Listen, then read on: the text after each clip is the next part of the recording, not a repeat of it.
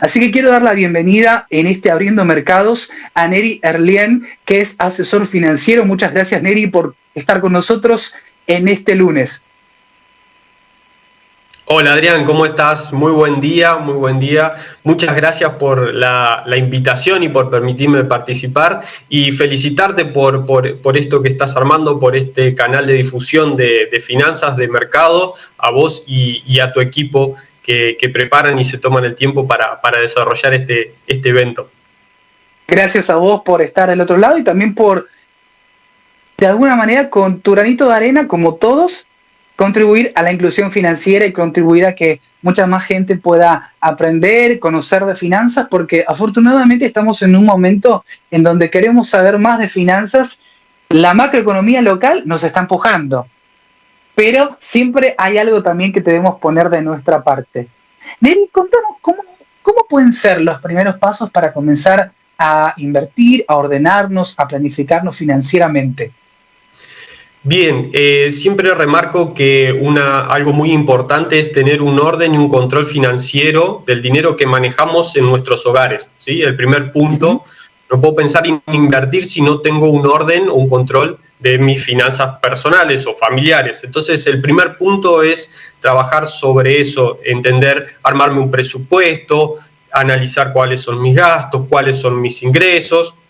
Y cuando yo tengo conocimiento y control sobre eso, a partir de ahí comenzar a invertir. Siempre remarco esto, trabajar por presupuesto y no registrar gastos, porque cuando registramos gastos ya lo hicimos y siempre me gusta ser activo en mis finanzas personales. Y vos comentabas muy bien en estos semanas y meses turbulentos que tenemos tanto local como internacional, nos obliga de alguna manera a estar sumamente más preparados en cuanto a ese orden y ese control de las finanzas personales y familiares.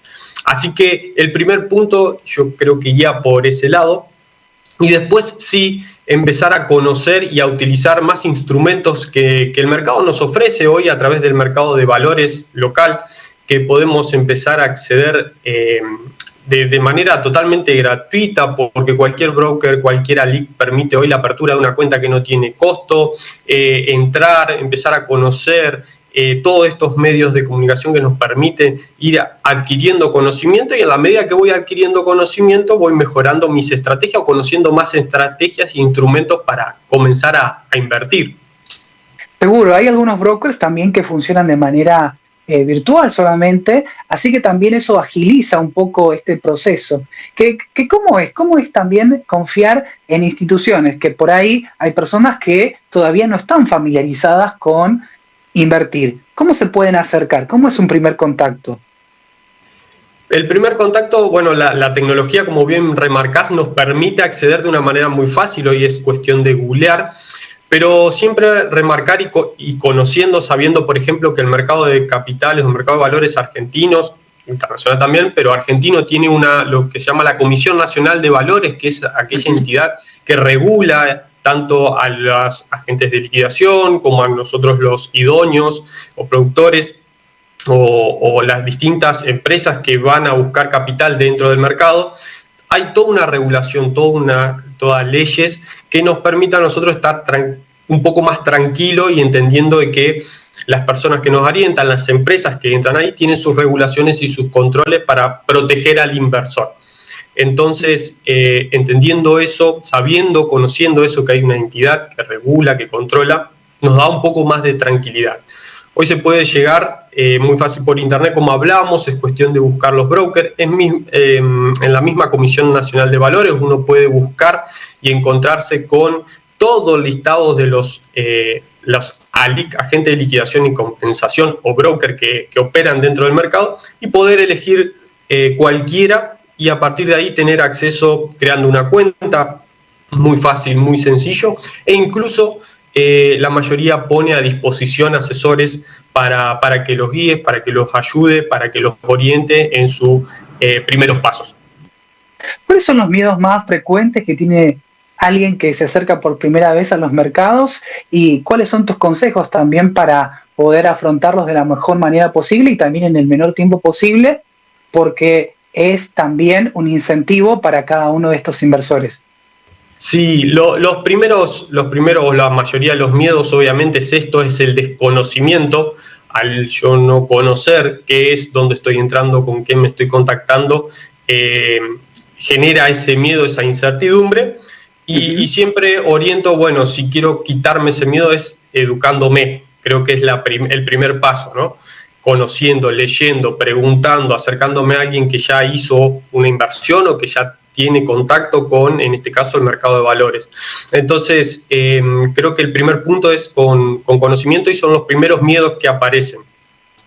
Después, obviamente, en Argentina estamos tan castigados, ¿no? Que también venimos de una historia muy fuerte y traemos miedos o traemos preconceptos del pasado que creemos que se pueden volver a producir o que de alguna manera traemos arraigado y no nos permite avanzar.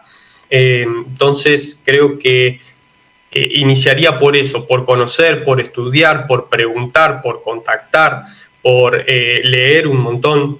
Creo que esos son los primeros pasos y los primeros miedos, y te estoy dando la herramienta como para dar los primeros pasos.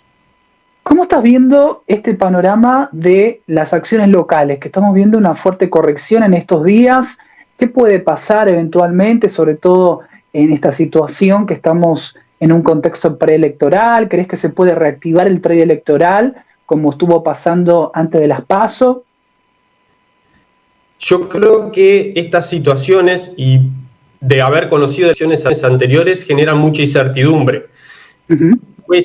Cuando en los mercados tenés mucha incertidumbre, tenés mucha volatilidad y, digámoslo así, río revuelto, ¿no? Entonces, hay que ser más conocedor del mercado, más conocedor de la situación, más conocedor de lo que está pasando para uno entrar. ¿Qué va a pasar? Nos gustaría saber a todos, pero en la medida que esa incertidumbre, esos desconocimientos de lo que va a pasar se vayan aplacando, nos va a dar una perspectiva un poquito más de largo plazo. Creo que somos muy cortoplacistas, nos acelera un poco toda esta situación y creo que en este momento, vos también lo mencionabas al inicio de la transmisión, esto de muchos están esperando, el famoso wait and see, ¿no? Espero, miro, veo qué pasa, qué resultados hay, y a partir de ahí comenzará, digamos, a salir un poco la neblina y a poder mirar un poco más a futuro. La verdad que es mucha incertidumbre, vos lo dijiste, estábamos con un dólar a 800, en el caso del contado con liquidación, 820, bajó a 720, 740 la semana pasada. Genera mucha volatilidad, muchos cambios, mucha incertidumbre, y por eso vemos todo lo que vemos en esta situación y en estos momentos de movida electoral. Con respecto a los instrumentos de inversión, Neri, ¿cuáles te parecen que serían lindos, por decirlo de alguna manera? Tenía un profesor que siempre utilizaba esta expresión para poder estar monitoreando, para poder estar siguiendo, para consultar con nuestros brokers de confianza, tanto en el ámbito local como en el ámbito internacional. Bien, como instrumentos, sabemos que tenemos un abanico muy grande, vos conocés también, tenemos un abanico muy grande. Todo va a depender del tipo de inversor que seamos, va a depender del plazo de inversión. Tal vez alguien conservador iría a buscar refugio pensando más en los riesgos y no en el rendimiento. Digo el caso ejemplo fondos común de inversión, donde digo, bueno, puede haber una devaluación como la que hubo pospasos, entonces busco un instrumento, un fondo común de inversión, algo conservador, algo tranquilo, que tenga su objetivo estar ajustado a la moneda oficial, por ejemplo, como uno de los instrumentos más conservadores, más tranquilo. Después tenemos instrumentos que hoy por hoy, con este auge, con este movimiento, como los CDR, ¿sí? Empresas certificados de depósitos argentinos, que sabemos que son acciones de empresas que están en el exterior y que podemos comprarla con pesos desde acá y de una manera también estar cubriéndonos contra el tipo de cambio para cubrirnos ante estos movimientos bruscos que hay durante la elección. Y después tenemos también la parte de renta fija, obligaciones negociables, que son instrumentos de deuda de empresas, siendo que las empresas argentinas curiosidad, son las que mejor se comportan, las que en cuanto a su deuda, y que incluso dolarizado, y que están muy bien sus estados financieros, y que casualidad, pospaso no se vieron afectadas como sí se vieron, por ejemplo, los bonos, sobre todo los bonos del Estado Nacional. Dentro de estas compañías, ¿podrías mencionarnos alguna que tenga una conducta, como vos decís, digna de remarcar y que podamos estar siguiendo en el mercado con estas ONs, estas obligaciones negociables? Yo particularmente, y esto siempre lo remarcamos, no es un consejo de inversión, sino transmito porque hay que conocer la situación particular de cada uno, pero digo, yo particularmente hoy me estoy parando, incluso con esta situación que tuvo YPF, creo que sigue siendo una buena elección, por lo menos de largo plazo. Después tenés empresas como Arcor.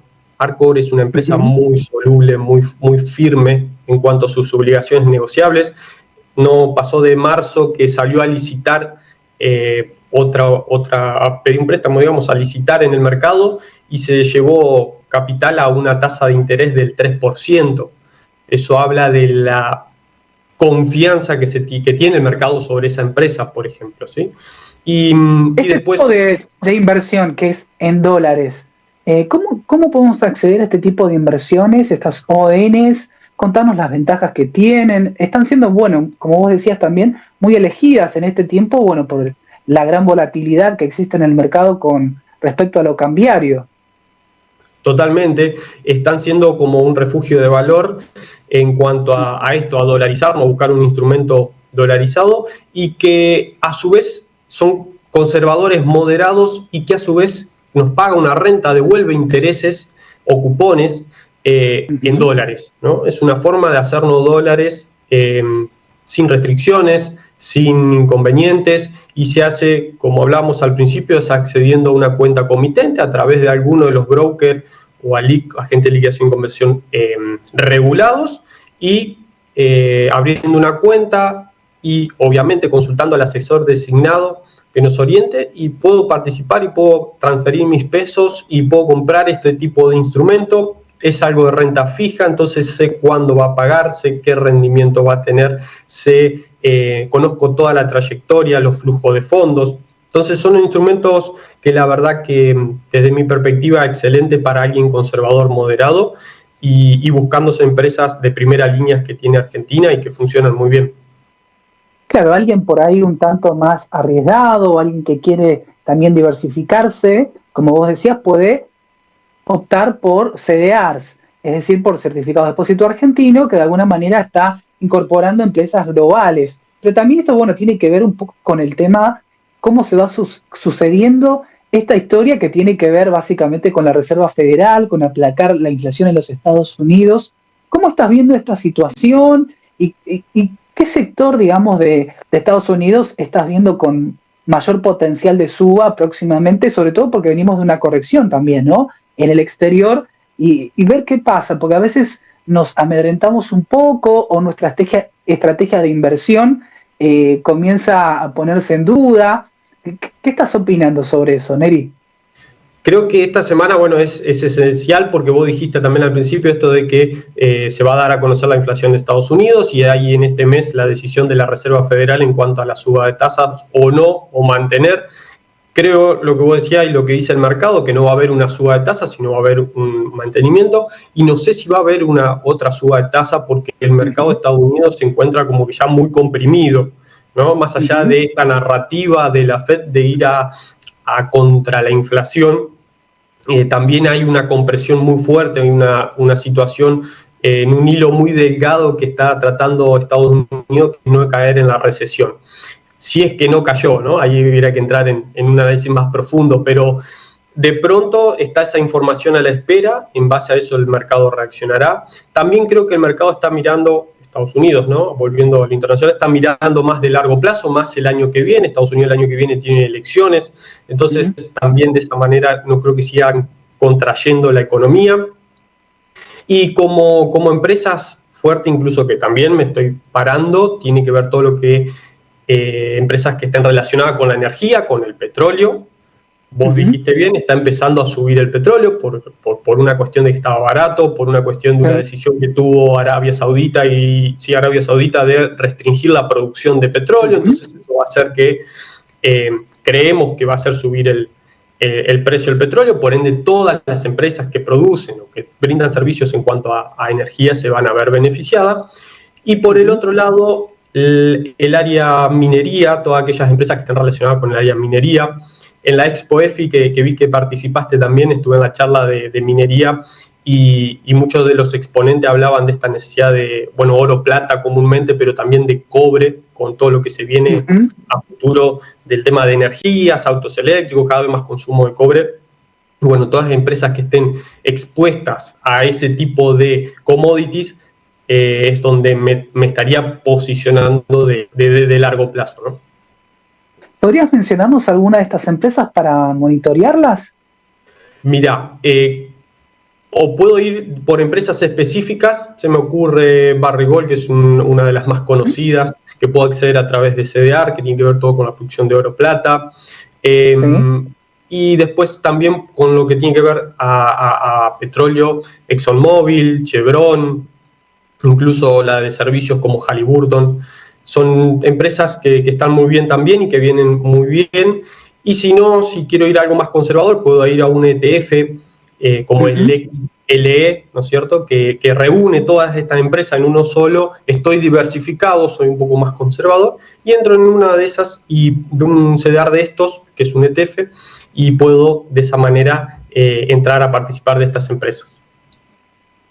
Perfecto, sí, de esa manera estamos como comprando un poquito de cada una de estas compañías y también, bueno, no exponiéndonos solamente a una, sino a todo el sector en general. Negri, ha sido un placer que estés con nosotros, sobre todo porque nos has dado optimismo para invertir, que es lo que buscamos en este programa. Es la idea, es el objetivo, no hay que perder el miedo y hay que seguir creciendo financieramente, no podemos quedarnos congelados porque el sistema de alguna manera nos lleva. Entonces, nada, siempre hay que mirar con optimismo, así que es un poco la idea. Gracias por el espacio. Negri, muchísimas gracias.